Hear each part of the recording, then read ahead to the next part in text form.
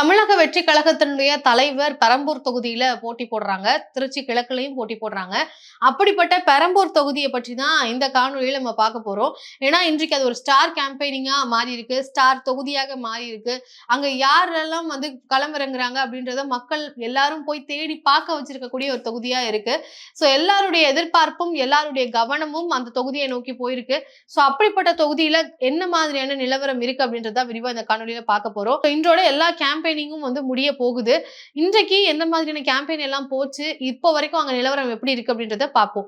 பெரம்பூர் தொகுதியில ஆண்கள்னு பார்க்கும்போது கிட்டத்தட்ட 1,07,995 பேர் இருக்காங்க. பெண்கள் 1,14,726 பேர் இருக்கிறாங்க. மூன்றாம் பாலினத்தோர் 71 பேர் இருக்கிறாங்க. மொத்தமா வாக்காளர்கள்னு பார்க்கும்போது 2,22,792 பேர் வந்து இருக்கிறாங்க. சோ இப்படிப்பட்ட ஒரு தொகுதியாகத்தான் பெரம்பூர் இருக்கு. இவ்வளவு வாக்காளர்கள் அங்க இருக்கிறாங்க. சோ 2021ல இங்க வெற்றி பெற்றது யாருன்னா ஆர்.டி. சேகர், திமுகவினுடைய வேட்பாளர். எவ்வளவு மார்ஜின்லன்னு பாத்தீங்கன்னா கிட்டத்தட்ட 54,976 வாக்குகள் வித்தியாசத்துல வெற்றி பெற்றிருக்கிறாங்க இங்க ஆர்.டி. சேகர். இந்த முறையும் வேறு யாராவது இங்க களமிறக்கப்படுவாங்க அப்படின்ற எதிர்பார்ப்பு இருந்தது. ஆனா பாத்தீங்கன்னா திமுக ஆர்.டி. சேகர் அவர்களே வந்து களமிறக்கிறாங்க. விஜய் போன்ற ஒரு பாப்புலாரிட்டியான ஒரு ஃபிகர் வந்து விஜய் போன்ற ஒரு பாப்புலரான ஒரு ஃபிகர் இங்க கண்டெஸ்ட் பண்ணும்போது வேறு யாராச்சும் வந்து களமிறக்குவாங்கன்னு பார்த்தா ஆர்.டி. சேகர் அவர்களே கடந்த முறை வெற்றி பெற்று எம்எல்ஏவா இருக்கிறாரு. அவருக்கு நிகரான்னு பாத்தீங்கன்னா விஜய் அவர்கள் இன்னும் கண்டெஸ்டே பண்ணல. அப்படி இருக்கும்போது ஆர்.டி. சேகர் தான் களத்துல பவர்ஃபுல் அப்படின்னு சொல்லி திமுக ஆர்.டி. சேகர் அவர்களே களமிறக்கிருக்கிறாங்க. சோ இங்க விஜய் அவர்களுக்கு சாதகமாக களம் இருக்கான்னு கேட்டீங்கன்னா பெரிய அளவு விஜய் அவர்களுக்கு ஆதரவான ஒரு நிலையை தான் பார்க்க முடியுது. மக்கள் கிட்ட நேரடியாக போய் கருத்துக்கள் கேட்கும் போது விஜய் அவர்களுக்கு தான் ஓட்டு அப்படின்னு சொல்லி மக்கள் ஆதங்கமாக சொல்லிட்டு இருக்காங்க. அதே மாதிரி இங்க பாட்டாளி மக்கள் கட்சியின் சார்பாக தான் என்டிஏ அலையன்ஸ்ல இருந்து கண்டெஸ்ட் பண்றாங்க. திலகம்மா அவர்கள் தான் இங்க கண்டெஸ்ட் பண்றாங்க. அதுவே நாம் தமிழர் கட்சியின் சார்பாக வெற்றி தமிழன் அவர்கள் வந்து களமிறங்குறாங்க. வெற்றி தமிழன் அவர்கள் நம்மளுக்கே கூட வந்து பேட்டியெல்லாம் வந்து கொடுத்திருக்காங்க. சோ அப்படிப்பட்ட நபர் இனிஷியலா விஜய் அவர்கள் வந்து வேளச்சேரியில தான் கண்டெஸ்ட் பண்ண போறாங்க. வி அவருடைய பெயர் வந்து விஜய், அதனால வி வந்து இருக்கு, அதனால வில ஆரம்பிக்கக்கூடிய தொகுதியில தான் அவர் கண்டெஸ்ட் பண்ணுவாருன்ற மாதிரி எல்லாம் வந்து நிறைய ஸ்பெகுலேஷன்ஸ் வந்து வந்துட்டு இருந்தது. வேளச்சேரின்னு சொன்னாங்க, இல்ல விருகம்பாக்கம்னு சொல்லியிருந்தாங்க. இப்ப பாத்தீங்கன்னா கடைசியில பெரம்பூர்னு வந்து பிக்ஸ் ஆனதுக்கு முக்கிய காரணம் எப்போ இது வந்து அபிஷியலா டிக்ளேர் ஆச்சுன்னா ஆதவ அர்ஜுனா அவர்கள் வந்து அவங்களுடைய கட்சியில இருக்கக்கூடிய தொண்டர்கள் எல்லாத்தையும் கூட்டி வச்சு பெரம்பூர்ல வந்து விஜய் அவர்களை போட வைக்கணும் அப்படின்னு சொல்லி அவங்க வந்து ஒரு ப்ராமிஸ் பண்ணிட்டு இருந்தாங்க. அந்த ஒரு நிகழ்வுக்கு அப்புறமா தான் பெரம்பூர்ல ஏசி பொருந்திய ஆபீஸ் செட்டப் எல்லாம் போடப்பட்டு இங்கதான் விஜய் களமிறங்க போறாரு அப்படின்றது கிட்டத்தட்ட உறுதி செய்யப்பட்டிருந்தது. அப்போ இருந்து பெரம்பூர் ரொம்ப க்ளோஸ்லி வாட்ச்டு செக்மெண்டா மாறிடுச்சு. என்ன ஆக்ஷன் பண்ணாலும் அங்க அவர் என்ன பண்றாரு, என்ன மாதிரியான நிலை இருக்கு அப்படின்னு சொல்லி எல்லா வகையிலையும் மக்கள்ல இருந்து பொலிட்டிக்கல் அனாலிஸ்ட்ல இருந்து அரசியல்வாதிகள் வரைக்கும் கூர்ந்து கவனிக்கக்கூடிய ஒரு தொகுதியாக மாறிடுச்சு பெரம்பூர். பெரம்பூரை விஜய் அவர்கள் தேர்ந்தெடுத்தது வெறுமன மக்கள் வந்து அங்க விரும்புறாங்க அப்படின்னு சொல்லி அவங்க எடுத்த அந்த போல் ப்ராமிசஸ் அப்படின்றது மட்டும் இல்லாம அந்த கட்சியின் சார்பாக விஜய் அவர்கள் வந்து போட்டி போடணும்னு சொல்லி அவருடைய தொண்டர்கள் எல்லாம் கேட்டது அப்படின்றது மட்டும் ஒரு காரணம் இல்ல. விஜய் அவர்களுடைய அந்த ஆப் தொண்டர்களை வந்து இணைக்கிறதுக்கான அந்த ஆப் மூலமாக பாத்தீங்கன்னா 40,000 பேர் பெரம்பூர்ல இருந்து மட்டுமே வந்து இணைஞ்சிருக்கிறாங்க. சோ அங்க இருந்து இவ்வளவு பேர் இணையறாங்க அப்படின்ற அடிப்படையில பெரம்பூர் தொகுதியை விஜய் அவர்கள் தேர்ந்தெடுக்கப்பட்டதாகவும் சொல்லப்படுது. இங்க களத்துல பாத்தீங்கன்னா திமுகவுக்கும் டிவிகேவுக்கும் ஒரு ரைவல்ரியாவே இருந்துட்டு இருக்கு. திமுக இங்க நாங்க வின் பண்ணி இங்க நாங்க ஆளும் தரப்பா இருக்கோம் அப்படின்ற ஒரு தொனியில அவங்க கேம்பெயின் பண்ணிட்டு இருந்தாங்க.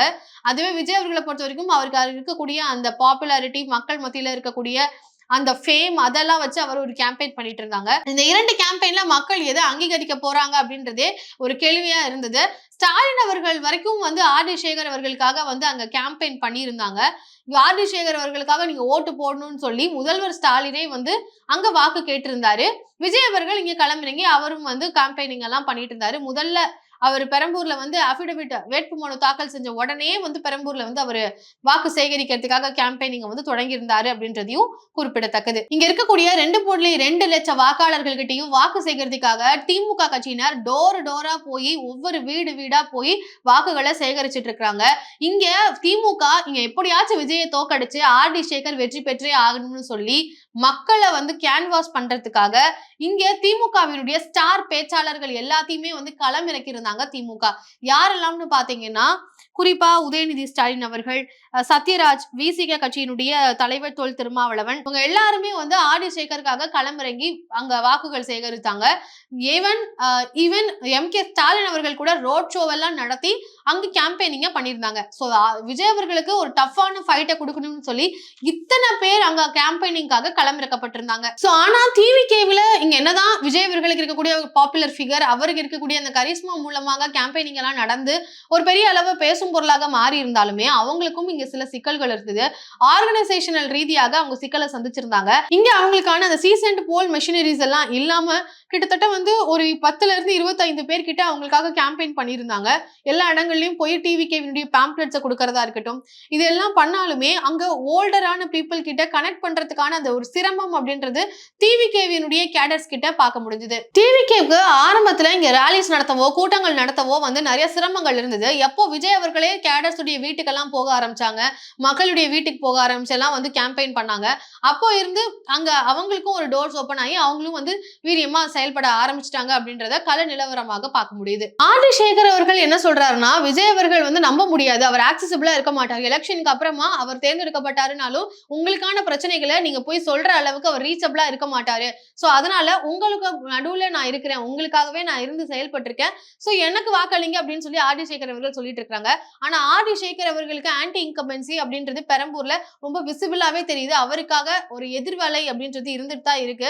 குறிப்பா பாத்தீங்கன்னா அங்க சில பகுதிகளில் வியாசர்பாடி, கொடுங்கையூர் பகுதிகள் எல்லாம் வந்துட்டு சேதமடைந்த இடங்கள் நிறைய இருக்கு. சிவிக் இஷ்யூஸ் அப்படின்றது இருக்கு. ஃபிளட்டிங்கா இருக்கட்டும், இந்த மாதிரி தண்ணி தேங்கக்கூடிய பிரச்சனைகள் எல்லாம், சீவேஜ் இஷ்யூஸ் எல்லாமே இருக்கு.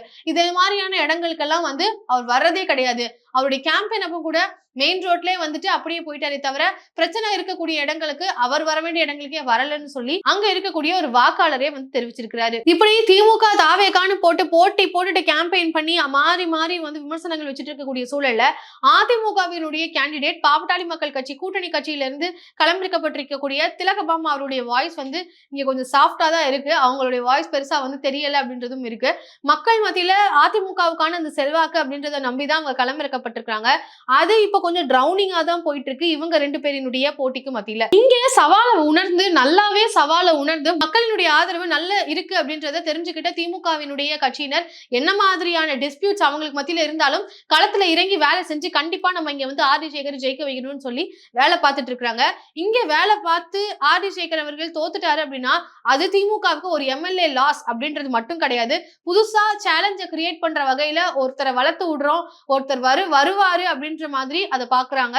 அதனாலேயே வந்து பயங்கரமான ஒரு வேலையில ஈடுபட்டு இருக்கிறாங்க திமுகவினர். 1957ல பெரம்பூர்ல ஒரு இம்பார்ட்டன்டான ஒரு விஷயமும் இருக்கு. பெரம்பூரை பொறுத்த வரைக்கும் 2 வேட்பாளர்கள் வந்து தேர்ந்தெடுக்கப்படுவாங்க. ஒன்னு ஸ்கெடியூல் கேஸ்ட் மக்கள்ல இருந்து அவங்களுடைய பிரதிநிதியாக ஒருவரும், இன்னொன்னு மாற்று சமூகத்தை சேர்ந்தவர் ஒருவரும் வந்து கொண்டு வருவாங்க. இந்த ஒரு முறை 1961ல தான் அபாலிஷ் பண்ணப்பட்டுச்சு. இது வந்து போஸ்ட் இண்டிபெண்டன்ஸ்க்கு அப்புறமா அங்க ஸ்கெடியூல் கேஸ்ட் மக்களினுடைய வாய்ஸும் கேட்கணும், அவங்களுடைய ரெப்ரசன்டேஷனும் இருக்கணும் அப்படின்றதுனால 2 வேட்பாளர்கள் தேர்ந்தெடுக்கப்படக்கூடிய ஒரே எலெக்ஷன்ல 2 பேர் வந்து தேர்ந்தெடுக்கப்படக்கூடிய ஒரு சூழல் வந்து இங்க இருந்துட்டு இருந்தது. அதை 1961ல தான் அபாலிஷ் பண்ணி ரிசர்வ்டு தொகுதி, தனி தொகுதி, பொது தொகுதி அப்படின்ற ஒரு விஷயத்தை கொண்டு வராங்க.